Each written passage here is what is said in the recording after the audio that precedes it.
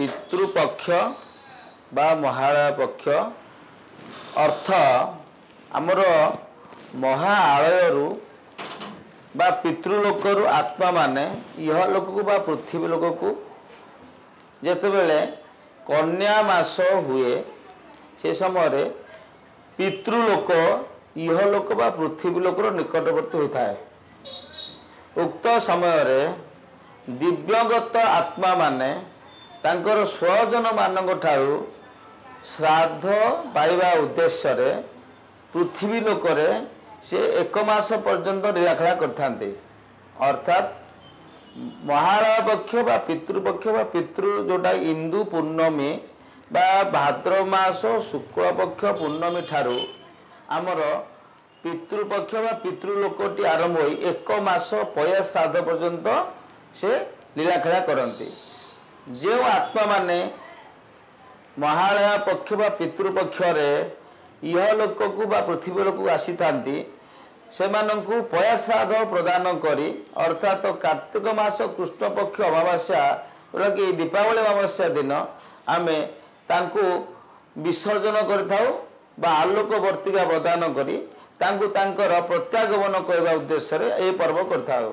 अर्थात तो सूर लोकं परितेजं आगतायं महालयं उज्ज्वल ज्योतिष मार्गे पुनश्च भुवन प्रति अर्थात जो आत्मा माने महालय रे यह लोक आसीतांती से माने श्राद्ध पाइबा परे एक मास पर्यंत आत्मतृप्ति करी आम मानक सहित आशीर्वाद प्रदान करी पुनर्बार पुनर्गमन करथांती। ये होची पितृपक्ष सहित पितृलोकर उत्सव एक मास पर्यंत यह लोक रे करा जाय थाए। प्रत्येक हिंदू परिवार रे महालय श्राद्ध विधि आमर प्रतिपदा ठारू आरंभ होता है। उक्त वर्ष 17 तारीख बा 17 सेप्टेम्बर ठारू पूर्णमीर श्राद्ध आरंभ हो 2 तारीख अक्टोबर 2 तारीख जोटा कि महालय अमावास्या दिन से दिन से श्राद्ध समापन करा जिवो। ए 15 दिन मध्य प्रत्येक हिंदू परिवार रे महालय श्राद्ध करबा पई निर्देश रही। केउ माने श्राद्ध करिवे केउ माने श्राद्ध करिवे नाही तार मध्य विधि व्यवस्था रही। जेमिति कि महालय श्राद्ध करिबा पई हेले मनकर एकदिष्ट श्राद्ध आमे करि पारु नाहे।